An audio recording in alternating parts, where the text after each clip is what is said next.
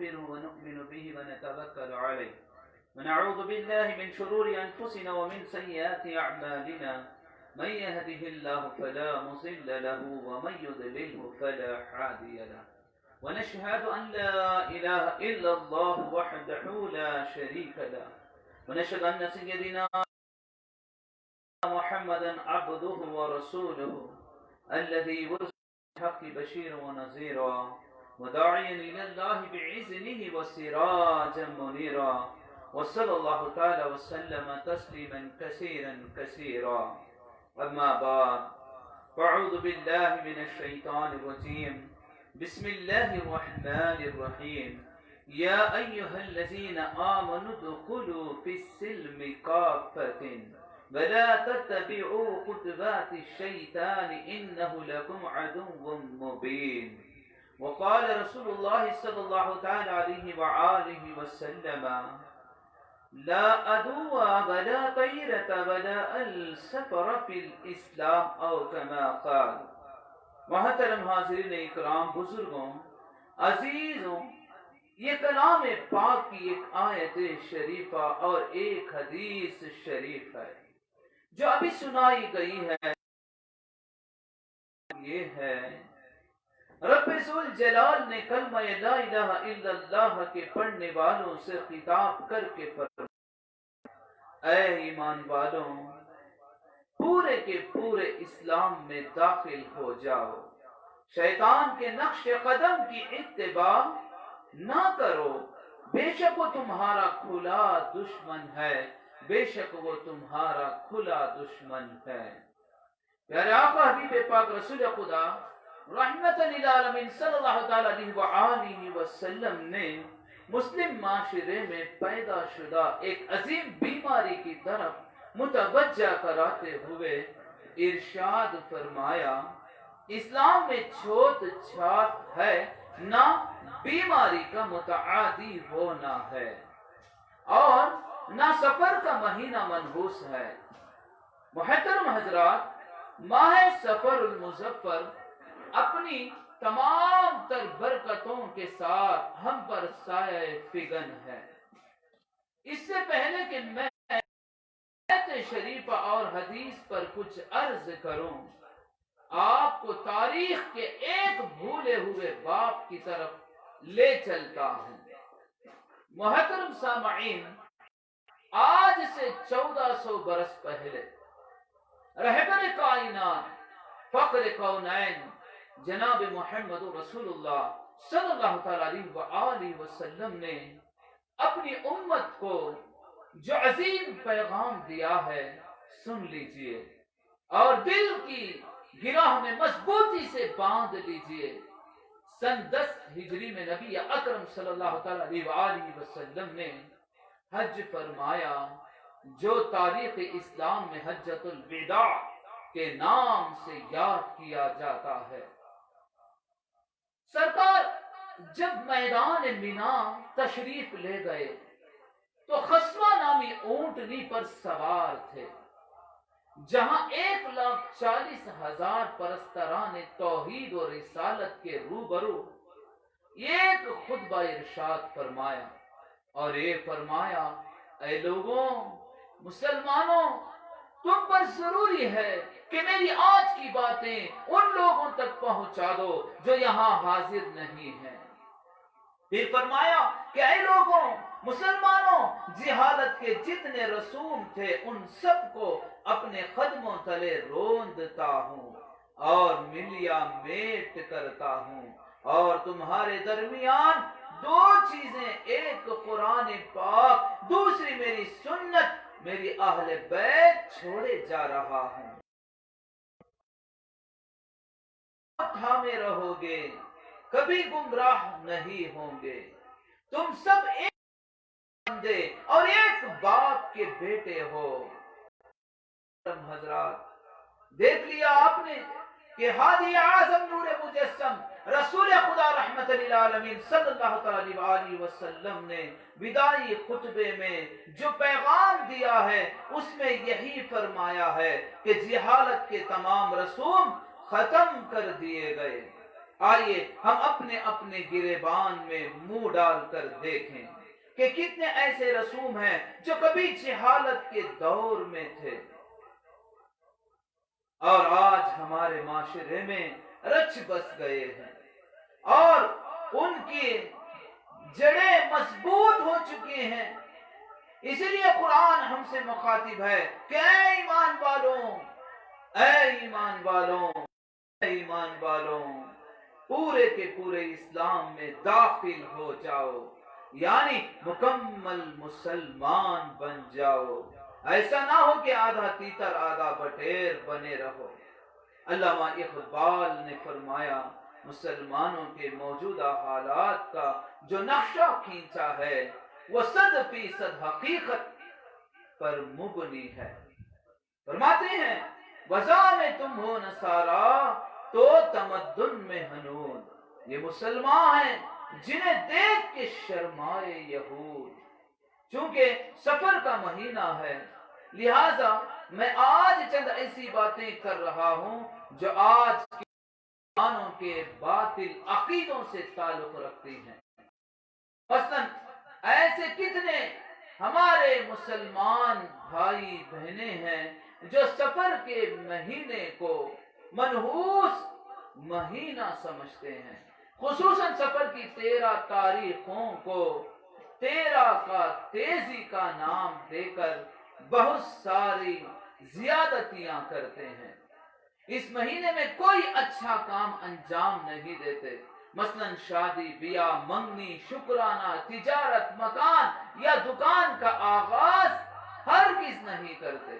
بہت سارے مسلمان ایسے بھی ہیں جن کا عقیدہ چھوت چھات پر ہے. کوئی کام کسی پنڈت یا عامل یا منتروادی کو پوچھے بغیر نہیں کرتے. اور بہت سارے ایسے بھی ہیں جو بیماری کو متعدی سمجھتے ہیں، یعنی ان کا اپنا خیال ہے کہ اگر کوئی آدمی بیمار ہو جائے تو اور کوئی تندرست آدمی مریض کے قریب رہے تو اس کی بیماری اچھے آدمی کو لگ جائے گی. اور بہت سارے خاندان کے لیے مصیبت کا پیغام تصور کرتے ہیں. اور بہت سی ایسی باتیں ہیں جن کا تعلق دور جہالت سے ہے. حاجی اعظم نور مجسم سرکار دو عالم رسول خدا رحمت للعالمین صلی اللہ علیہ وسلم نے ان کی سخت تردید فرمائی ہے اور ان بدعتوں سے مسلمانوں کو بچنے کی تاکید فرماتے ہوئے ارشاد فرماتے ہیں کہ اسلام میں نہ چھوت چھات ہے اور نہ بیماری متعادی ہے اور نہ سفر کا مہینہ منحوس ہے. آئیے مسلمان کے باطل عقیدے کو کتاب و سنت کی روشنی میں جانچتے چلیں.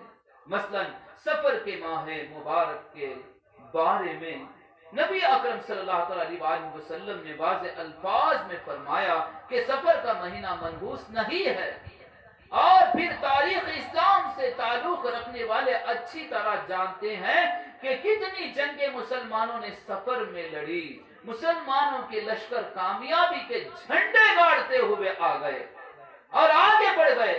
اس لیے اس مہینے کو مسلمان سفر المظفر کہتے ہیں.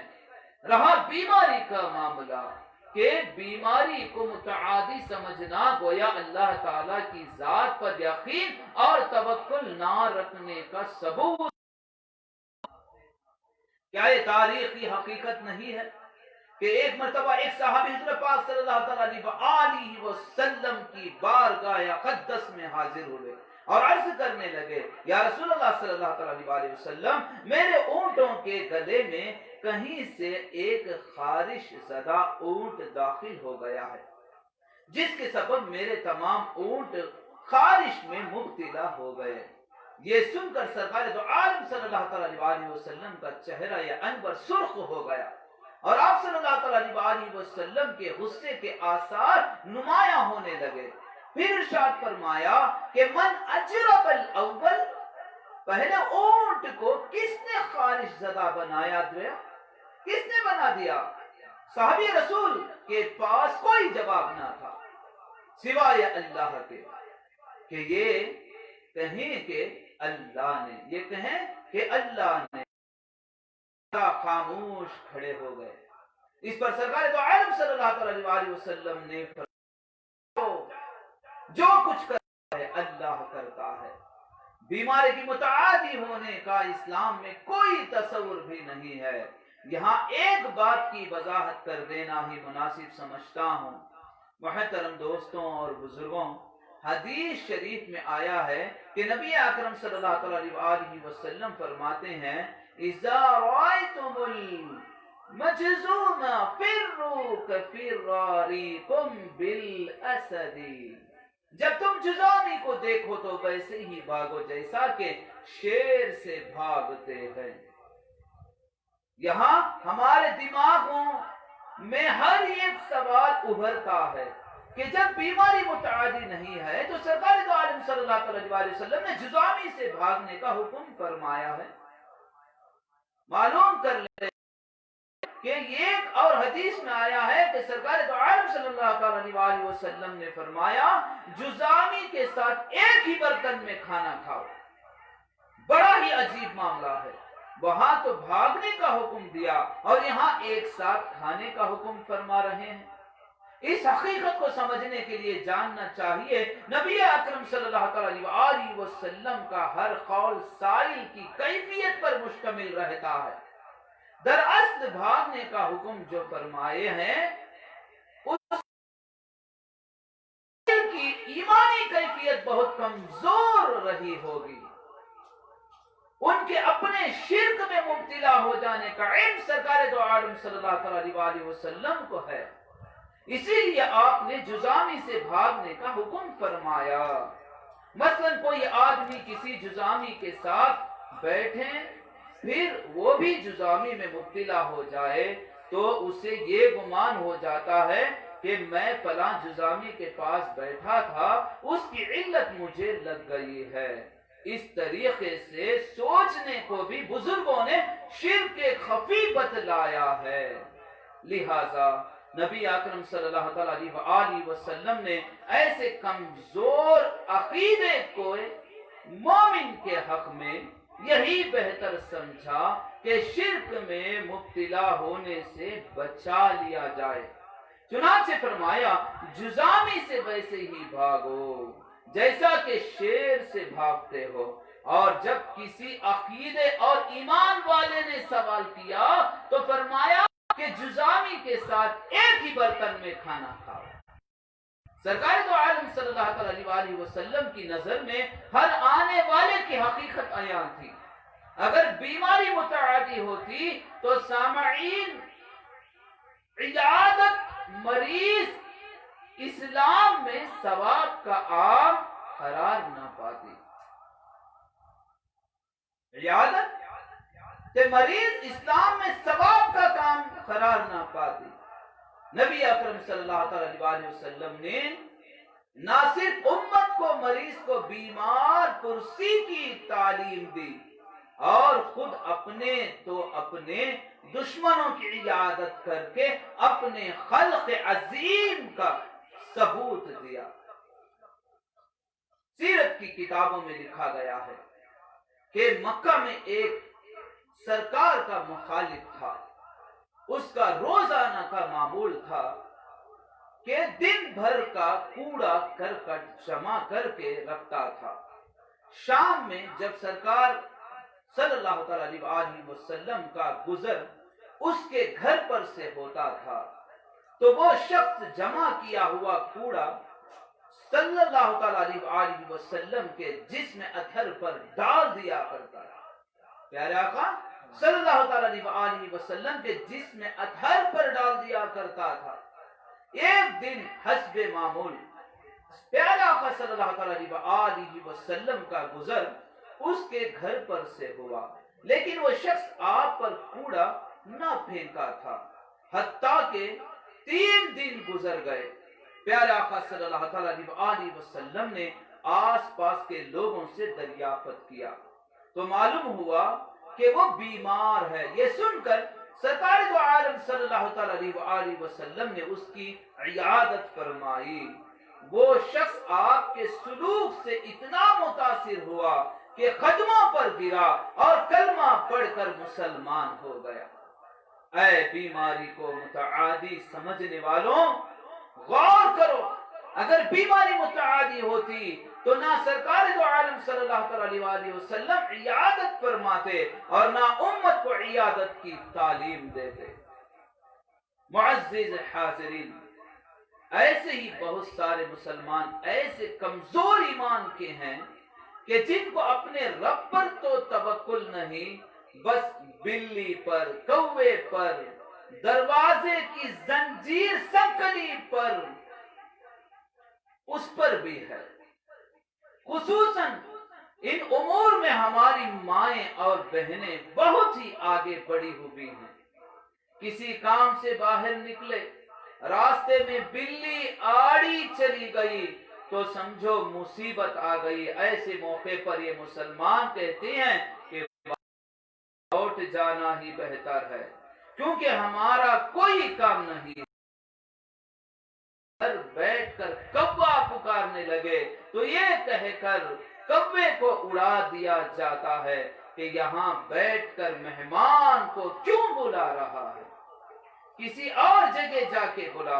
ایسے ہی دو آدمیوں کے درمیان سے آگ لے جائے تو دروازے کی چٹخی زنجیر ہلانے کو انتہائی درجہ برا سمجھا جاتا ہے، اور کہتے ہیں یہ حرکتیں لڑائی اور جھگڑے کا باعث ہیں۔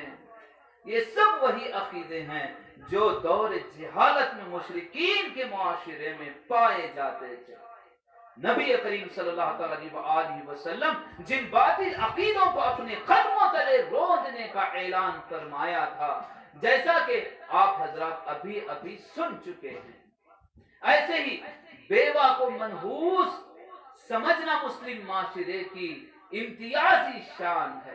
خصوصاً شادی بیاہ کے موقعوں پر ہماری مائیں اور بہنیں کسی بیوہ کو دلہن کے قریب بھٹکنے بھی نہیں دیتے، اور کہتے ہیں شادی کے موقع پر دلہن پر کسی بیوہ کی چھاؤں پڑنے نہ پائے، گویا کہ انہوں نے اللہ کے پاس منظوری لے لیا ہے کہ یہ کبھی بیوہ نہ ہوگی۔ اور پھر سارے مرد بھی بیواؤں کے ساتھ بہت ہی حقارت آمیز سلوک کرتے ہیں۔ دکان کھولنے کے لیے چابی لے کر گھر سے باہر نکلے، سامنے سے اچانک ایک بیوہ آ جائے تو صاحب گھر میں گھس جاتے ہیں اور کہتے ہیں کہ آج صبح صبح رانڈ مونڈ پر نظر پڑ گئی، سارا بیپار گھاٹے میں رہے گا۔ بیچاری بیوہ کا صرف اتنا قصور ہے کہ خدائے پاک نے اس کے خاوند کو اپنے پاس بلوا لیا ہے، اور یہ سوچتے بھی نہیں کہ یہ بھی مر جائیں گے۔ جو سلوک کہ یہ دوسری بیوہ کے ساتھ کرتے ہیں، ان کی اپنی بیوی بھی بیوہ ہوگی تو دوسرے وہی سلوک اپنی بیوہ سے رواں رکھیں گے، جبکہ مذہب اسلام وہ مذہب ہے جو ہم میں سے ہر صاحب حیثیت پر نادار بیوہ کے حقوق لاگو کرتا ہے۔ اے مسلمانوں، اگر بیوہ کو منحوس سمجھتے ہو تو بیوہ کو بیوہ کیوں رہنے دیتے ہو؟ کیوں رہنے دیتے ہو؟ تو اجازت دیتا ہے، اگر حقوق کی ادائیگی میں انصاف سے کام لے سکتے ہو تو سہاگن بنا دو، پھر دیکھو نہ بیوہ رہے گی نہ نحوست۔ اسی طرح بہت سارے مسلمان چہار شنبے کو منحوس دن سمجھتے ہیں، یہ بھی انتہائی درجے کی بدعقیدگی ہے۔ مہینے کو یا دن کو منحوس سمجھنا اور برا بھلا کہنا، در حقیقت اللہ تعالیٰ کے ساتھ برا سلوک کرنا، جیسا کہ حدیث قدسی میں آیا ہے کہ انسان زمانے کو گالی دیتا ہے اور زمانے میں ہی ہو۔ محترم بزرگوں، ہم جس نبی کریم صلی اللہ تعالی علیہ وآلہ وسلم کا کلمہ پڑھتے ہیں اسی آقا صلی اللہ تعالی علیہ وآلہ وسلم کا فرمان ہے کہ ما من امری بدا یوم لا ریب لا اربع الا وقد تم، ہر وہ کام جو چہار شنبے کو شروع کیا گیا وہ ضرور پورا ہو کر رہے گا۔ نیز فرمایا گیا ہے کہ ہر بھلا کام موقوف ہے چہار شنبے کے دن اس پر، اس لیے کہ یہ مبارک دن ہے جس میں اللہ تعالیٰ نے نور پیدا فرمایا، اللہ تعالیٰ نے نور پیدا فرمایا، اور چہار شنبہ منحوس ہے کافروں کے حق میں اور مبارک ہے مومنین کے حق میں۔ اے چہار شنبے کو منحوس کہنے والوں مسلمانوں، اگر ہمت ہو تو چہار شنبے کے دن جتنے نفع والے کام ہوتے ہیں ان سب کو چھوڑ دو۔ اگر اس دن پیدا ہونے والے بچے کو بھی پھینک دو، ان سب باتوں کے علاوہ وہ اس ماہ مبارک کے تعلق سے ایک اور عقیدے کا ذکر کر دینا بھی مناسب سمجھتا ہوں، لہذا آخر میں وہ بھی سنتے چلیے۔ محترم حضرات، ہمارے معاشرے میں آخری چاشمبے کا رواج بھی جگہ پکڑ چکا ہے۔ اس کے معتقدین کا کہنا ہے کہ پیارے آقا صلی اللہ تعالی علیہ وسلم سفر کے آخری چاشمبے کے موقع پر جو پہلے ہی سے بیمار تھے، صحت پائے، شہر سے باہر تشریف لے جا کر ہریالی کھندل کر چل پھر کر آئے، حالانکہ تاریخی حقیقت بالکل اس کے خلاف ہے۔ سفر کی آخری تاریخوں میں سرکار دو عالم صلی اللہ علیہ وسلم نے سفر کا ارادہ، اسی دن آپ کو درد سر شروع ہوا اور اسی درد میں اس جہاں سے پردہ فرمائے، یہاں تک کہ ماہ ربیع الاول علیہ وسلم کا دنیا سے رخصتی ہونے کا جو ہے یہ سبب بنا۔ 20 سال آپ صلی اللہ علیہ وسلم کا ہو گیا، اور پھر مسلمانوں میں ہریالی کھندلنے کے بہانے ماؤں، بہنوں اور بہوؤں، بیٹیوں کی جس طرح نمائش ہوتی ہے اور جس طرح بے پردگی اور بے حیائی کا مظاہرہ ہوتا ہے، اس کی مثال کسی اور قوم میں شاید نہ مل سکے۔ میں تو یہی عرض کروں گا کہ عورتوں کی بے پردگی کے ذمہ دار تو حقیقت میں ہم مرد ہی ہیں، کیونکہ خدا تعالیٰ نے مردوں کو عورتوں کا سرپرست قرار دیا تھا، لیکن مردوں نے اسے الٹا بنا لیا۔ یہاں اکبر الہ آبادی کی ایک ربائی سنتے چلے: بے پردہ کل جو آئیں نظر چند بیبیاں، بے پردہ کل جو آئیں نظر چند بیبیاں، اکبر زمین میں غیرت قومی سے گڑ گیا، اکبر زمین میں غیرت قومی سے گڑ گیا، پردہ تمہارا پوت جو ان سے تمہارا وہ، کہنے لگی کہ عقل پہ مردوں کے پڑ گیا، کہنے لگی کہ عقل پہ مردوں کی پڑ گیا۔ مردوں سوچو تمہارا اپنا کیا مقام تھا اور آج کیا ہو گیا۔ غرض یہ آخری چہار شنبہ، پھر اس میں خوشیاں منانا، ہریالی کھندلنے جانا، اس بہانے بے پردگی کا مظاہرہ کرنا، یہ اسلام کے بالکل خلاف ہے۔ ہمیں سوچنا چاہیے کہ ہم اس قسم کے باطل عقیدوں سے کس کی مخالفت کر رہے ہیں۔ اس موقع پر مجھے مشہور مفکر برنارڈ شاہ کا مخولہ یاد آ گیا. کہتا ہے کہ تمام مذاہب میں سب سے بہترین اور سچا مذہب اسلام ہے.